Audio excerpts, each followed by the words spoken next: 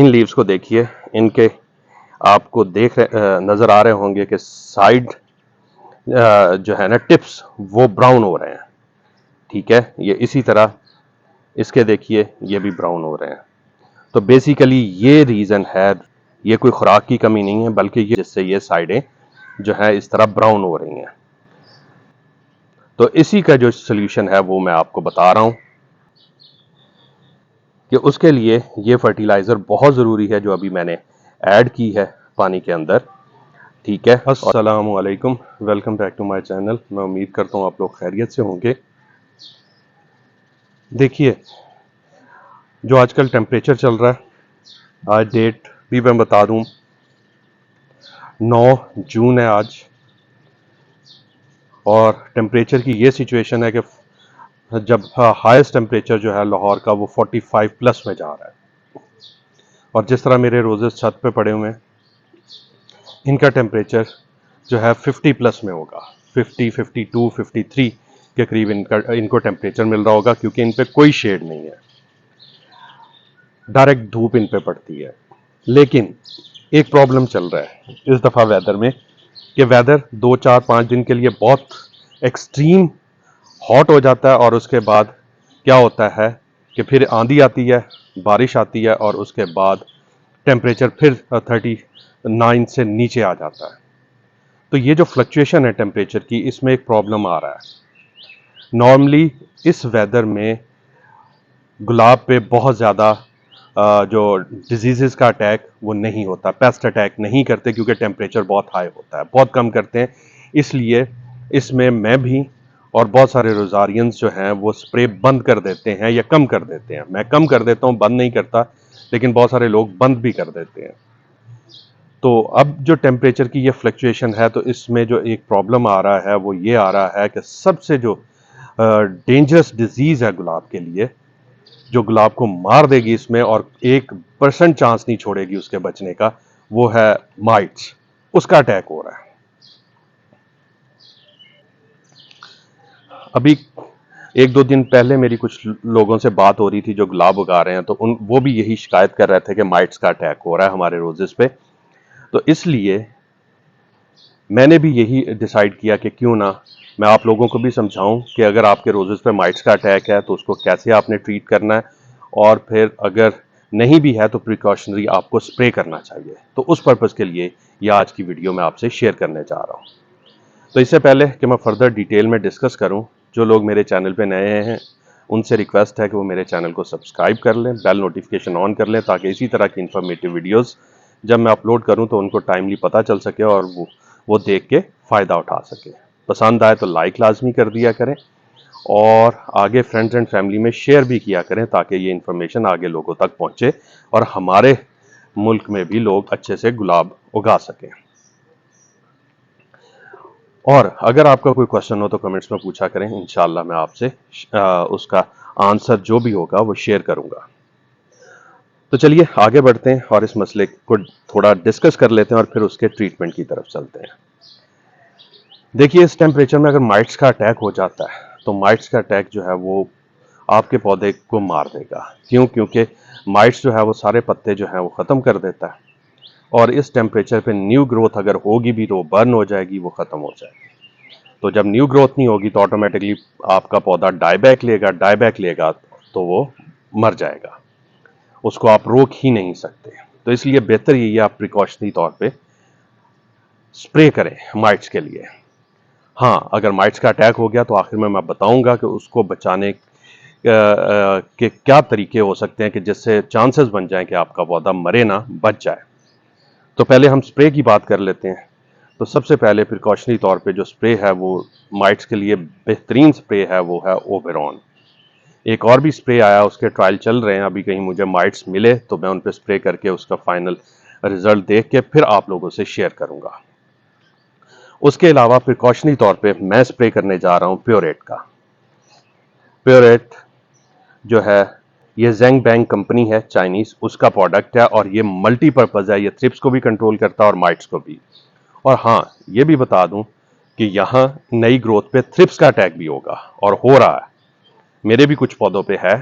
मैंने उन पर स्प्रे कर दिया हुआ है, लेकिन अब दोबारा प्रिकॉशनरी तौर पे स्प्रे करने जा रहा हूं, तो ये प्योरेट का स्प्रे करने जा रहा हूं।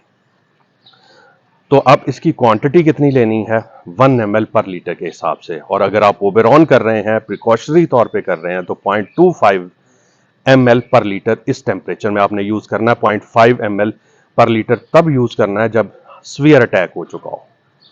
ठीक है, इस टेम्परेचर में 0.25 ml से ज्यादा, 0.2 या 0.25 ml पर लीटर के हिसाब से यूज करना, उससे ज्यादा बिल्कुल यूज नहीं करना। ओबेरॉन का मैं बता रहा हूं, बायर की प्रोडक्ट है, मैं वो भी यूज करता हूं, लेकिन इस वक्त मैं मल्टीपर्पज यूज करने जा रहा हूं, जिसमें थ्रिप्स, माइट्स, एफिड्स, मतलब जो भी नॉर्मल पेस्ट अटैक्स होते हैं गुलाब पे, वो सारे ये ट्रीट कर देता है। और तो मैं इसको स्प्रे करने जा रहा हूं 1 ml पर लीटर।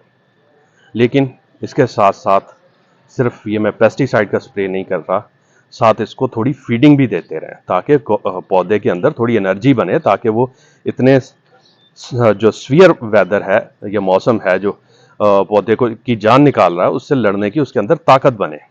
तो उसके लिए मैं यूज कर रहा हूं, पिछली दफा मैंने आपसे कालमैग शेयर की थी, ये कैल्शियम अमोनियम मैग्नीशियम नाइट्रेट है। ठीक है, अब इसमें कैल्शियम भी है, मैग्नीशियम भी है, और नाइट्रोजन अमोनिया फॉर्म में भी है, और नाइट्रेट फॉर्म में भी है, यानी रेडिली अवेलेबल भी है, और थोड़ा जो पौधा है वो उसको आहिस्ता आहिस्ता लेने की भी इसमें ऐसी नाइट्रोजन है कि जो आहिस्ता आहिस्ता पौधा अपने अंदर एब्जॉर्ब कर सकता है, या उसको डीकम्पोज करके यूज कर सकता है। तो इसका मैं स्प्रे करने जा रहा हूँ। इसका जो पैकिंग है वो मैं आपसे शेयर कर दूंगा, लेकिन ये बहुत मुश्किल है कि यहाँ से मिले। ये मैंने भी बहुत दूर से ऑनलाइन मंगवाई है। आप ये कह लें कि मैं सिटी बता देता हूँ आपको, हासिलपुर सिटी अगर लोग जानते हैं तो वहाँ से मुझे ये मिली थी। वहीं एक बंदा था जिसके पास ये अवेलेबल थी, तो मैंने वहां से ये मंगवाई है। इसके अलावा अगर आपको वैसे मार्केट में मिल जाए तो बहुत अच्छी बात है। मुझे बहरहाल कहीं नज़र नहीं आई तो मैं आपसे ज़रूर शेयर कर दूंगा। अगर आपके पास ये कैल्शियम अमोनियम और मैग्नीशियम नाइट्रेट ना हो, तो फिर आप वही कालमैग यूज़ कर सकते हैं, उसमें भी थोड़ी क्वांटिटी नाइट्रोजन की होती है। ठीक है, तो ये आप यूज़ करें और इसका स्प्रे करेंगे। और अब ये क्वांटिटी मैंने कितनी ली है, ये 1.5 ग्राम पर लीटर के हिसाब से स्प्रे के लिए मैं यूज़ कर रहा हूँ। 1 ग्राम भी यूज़ कर सकते हैं, लेकिन मेरे पौधे क्योंकि अब सारे ही 1 साल से बड़े हो चुके हैं, 2 साल प्लस में हैं, तो मैं अब ये 1.5 ग्राम पर लीटर के हिसाब से यूज़ कर रहा हूँ। इसको मैं स्प्रे टैंक में मिक्स करूँगा। अब ये सॉलिड है, तो उसके लिए हमेशा की तरह ये पानी लिया है, इसमें मैं इसको डाल के पहले डिसॉल्व कर लूँगा, अच्छी तरह हल कर लूँगा। जब हल हो जाएगी तो फिर उसके बाद मैं इसको स्प्रे टैंक में यूज़ करूँगा। और स्प्रे करने का तरीका मैं बता दूं, उससे पहले मैं इसको अच्छी तरह हल कर लूं। ये 100% वाटर सॉल्युबल है और ये 2-4 दफ़ा हिलाने में हल हो जाती है। तो ये अब डिज़ोल्व हो गई है। तो अब मैं बता दूं स्प्रे का तरीका। तो आप इसको हाफ अपने स्प्रे टैंक को फिल करें, उसके अंदर ये पेस्टिसाइड और फर्टिलाइज़र दोनों डालें, और उसके बाद बाकी पानी फिल कर दें उसके अंदर, और फिर उसको थॉरोली स्प्रे कर दें। अब इसके स्प्रे का जो टाइम है, क्योंकि हमने इसमें पेस्टिसाइड यूज़ किया है, तो इसका टाइम होगा शाम को 6:30 के बाद, 6 o'clock के बाद, या 6:30 के बाद तो ज़्यादा बेहतर है। 6:30, 6:45 के करीब आप स्प्रे करें, जब ऑलमोस्ट सनसेट होने जा रहा होता है, तो उस टाइम स्प्रे करना है। तो ये टाइम हो गया। और स्प्रे करने का वही तरीका है कि थॉरोली स्प्रे करें, ऊपर से नीचे तक पूरे पौधे को नहलाएं इससे। ठीक है, और थोड़ा बेस में गिरने दे पानी, कुछ नहीं होता। वो ड्रॉप्स जो हैं पत्तों पे गिरेंगे, वो ऑटोमेटिकली थोड़े बेस में भी जाएंगे, जो रूट से भी इसको फीडिंग मिल जाएगी। ये जो फीडिंग आपने डाली है वो रूट से भी पौधे को मिल जाएगी।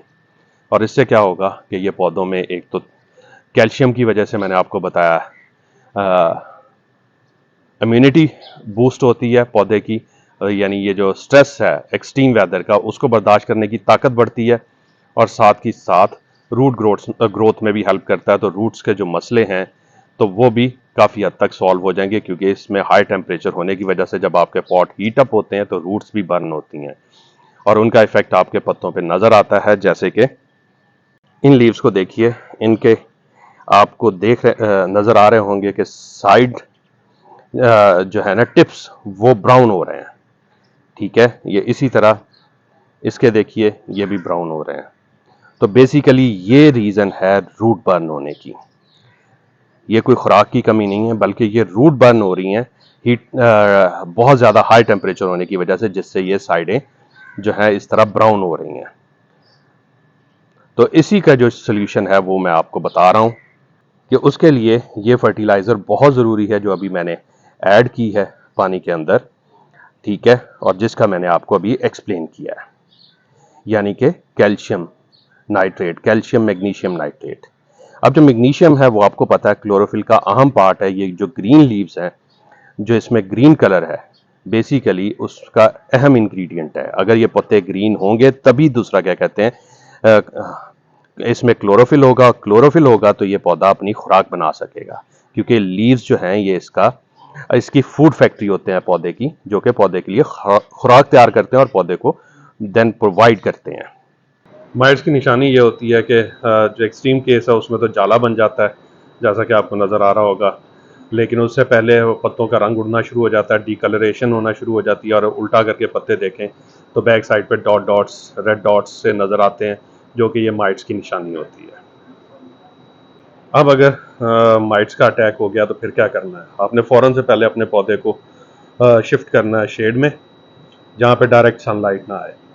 उसके बाद इस पे सुबह दोपहर शाम 3 टाइम पानी की शावरिंग करनी है, लेकिन जिस दिन आपने ओबेरॉन का स्प्रे करना है इसके ऊपर, उस दिन ओबेरॉन के स्प्रे से पहले शावरिंग करनी है और उसके बाद शाम को शावरिंग करनी है, यानी 6 घंटे का गैप देना है शावरिंग में। तो ये शावरिंग करते रहना है आपने। स्प्रे वाले दिन सिर्फ स्प्रे से पहले और फिर शाम में शावरिंग करनी है, अदरवाइज 3 से 4 दफ़ा दिन में शावरिंग करें इसके ऊपर अच्छे से, और इसको शेड में रखना है जब तक ये नई स्प्राउटिंग निकल के थोड़ी स्टेबल नहीं हो जाती। अब जाते जाते मैं आपको ये बता दूं कि पानी में लापरवाही मत करें। सुबह अच्छी तरह भर के पानी दें, अच्छी तरह पौधों पे शावरिंग करें, और शाम में भी हल्का हल्का पानी दें और शावरिंग करें। अगर शाम में पानी ना भी दें तो शावरिंग लाजमी करें, ताकि वो सारे दिन की जो हीट की वजह से पौधे पे स्ट्रेस आया हुआ है, तो वो अब जब आप शावरिंग करेंगे तो वो थोड़ा पौधा जब आप उसको नहलाएंगे तो उससे क्या होगा, उसका टेम्परेचर डाउन होगा और वो थोड़ा बेटर फील करेगा, जिससे ज़्यादा प्रॉब्लम नहीं होगा। तो अब मुझे इजाज़त दीजिए, दुआओं में याद रखिएगा। इंशाल्लाह बहुत जल्द एक और इन्फॉर्मेटिव वीडियो के साथ हाजिर होऊंगा। तब तक के लिए अल्लाह हाफिज़।